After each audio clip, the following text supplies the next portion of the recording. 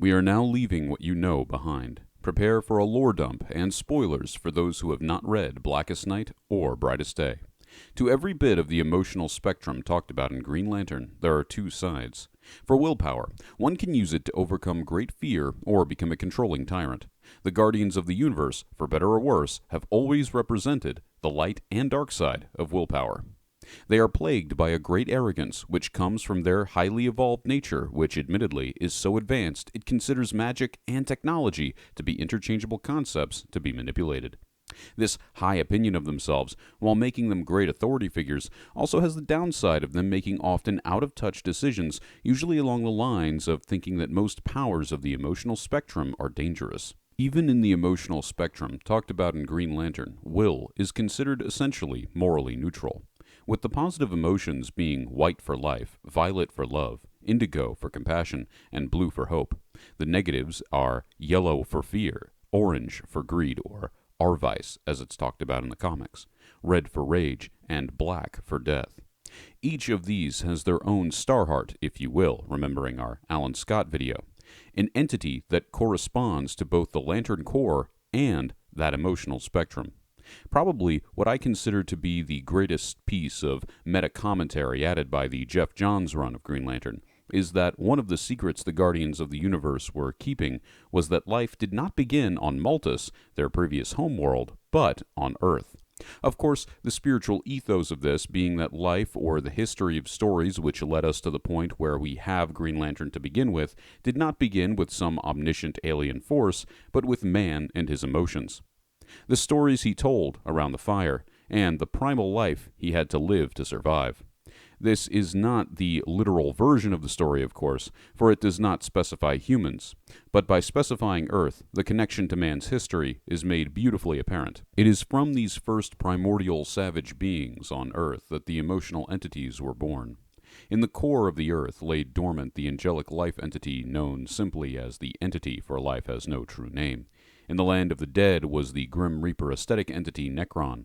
From the first rage came the boar bull entity known as the Butcher. From greed or Arvice, as the comics say, came Ophidion, which resembled the motif of the chaos serpent found in almost all mythologies. The first time prey ran from a predator out of fear for its life, the entity Parallax, resembling a cross between an amphibian, reptile, and an insect, was born. This is fear. Ion, the entity of willpower, resembling a semi-mammalian whale or fish, was born when the first organism willed itself to change or thrive better in its environment. Adara, a three-headed bird or flying dinosaur-like entity, was born when the first organism hoped for something. Proselyte, the resembling of a starfish octopus parasite entity, was born when the first beings entered a symbiotic relationship of compassion or empathy. Lastly, the Predator, which resembled an exoskeleton, multi-armed insect crossed with a carnivorous dinosaur, was born from the uniting of all love, including, of course, romantic love, on that distant-in-time primordial Earth. So, just a peaceful, loving guy, Predator. Don't you just want a Predator in your life? To these entities, their emotions, the Guardians, and all other characters we will talk about from this point onward, there is a moral duality, a light and dark, forming a realistic gray, and best of all, from a writing perspective, a flawed moral compass. Will, as I said before, can be used to overcome hardships or make one into a tyrant. Fear can keep you alive, but also torture you. Life can lead to birth, but also overpopulation. Greed can be used to complete goals, but also lead to theft.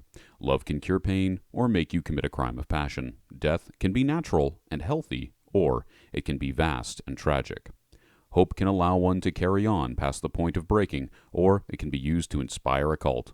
The list goes on and on. One of the things I would say makes Green Lantern comics stand out from every other superhero title out there is that one could more classify it as super noir rather than a superhero story. The core of a noir story is moral ambiguity, and that is, of course, what we see from every character. Heroes become villains, who become anti-heroes, who become heroes again. The cycle repeats, and no one is immune from it. One of my favorite podcasts is called Out of the Past, and it deals with the subject of noir, describing the noir protagonist as the White Knight in blood and dirt-caked armor. The idea is that you have a character who starts off morally upright in their youth, but they live in the real world. So, by the time they reach adulthood, they, at minimum, have their own hypocrisies and usually are already fringe people themselves when their story starts. A moral gray sweeps the landscape of noir storytelling, which is why many consider the black and white aesthetic of old movies to be essential for something to be considered part of the genre, often labeling anything that fits the storytelling method but lacks the aesthetic as neo-noir if it takes place in modern times, space noir if it takes place in the future, or in my case, super noir because our story does take place in the same universe as Alan Scott Green Lantern and many others like Superman who are by no means morally ambiguous, very much fitting the title of superhero. So, going forward, I want you to not think of any of these characters as superheroes, but as noir protagonists. Themes of moral corruption coming easy and moral redemption coming at a high price will be a constant here. One could easily imagine an alternate universe where the Guardians of the Universe are shady politicians, and the Green Lantern Corps was the nickname for a precinct of police, with the two head detectives being the hard-as-nails Sinestro and the loose cannon Hal Jordan. You already know how Green Lantern represents the frontiersman archetype from our Alan Scott video. If not, please go check that out before continuing into this one. So from here, these are the stories of noir frontiersmen, morally ambiguous individuals who seek to end conflict with as few casualties as possible. Because of that moral ambiguity coming from a place of the frontiersman, we can expect that personal investment in conflict, a lack of regard for human life, and previously held biases will be the thing that causes the corruption of that archetype, thus graying of morality, because these things are antithetical to the initial morality which holds to objectivity as well as preservation of life. Of course, many Green Lanterns have their own future sections in this video series, so let's get back to the Guardians of the Universe and the planet Multus. The Malthusians and their descendants are a living example of the idea that science, when advanced enough, will resemble magic. It is from this hyper-advanced people, who seemingly were written to mirror a projected idea of human development, that almost all the relevant actors in many Lantern Corps would come. A great exodus with the intention of bringing order to the universe would see several offshoots of the Malthusians, the Guardians of the Universe being one of them, who in turn birthed forth the antimatter universe of Cord when Krona, a rogue Guardian, was experimenting with time-bending technology. While the Guardians would found the Green Lantern Corps, the Weaponers of Cord would be enlisted by, as well as enlist the help of, Sinestro, a Green Lantern himself at the time, in their desire for the destruction of the Guardians, by forging the Yellow Ring and Power Battery that would later become standard issue for the authoritarian Sinestro Corps, powered by the Yellow Light of Fear. Another offshoot of the Malthusians would be the Zamorans, harnessing the power of love from the Star Sapphires, their own Lantern Corps. Depending on canon, the Controllers would split off from the Guardians when the Guardians decided to stop using their previous peacekeeping force, the Soulless Manhunters, to harness willpower.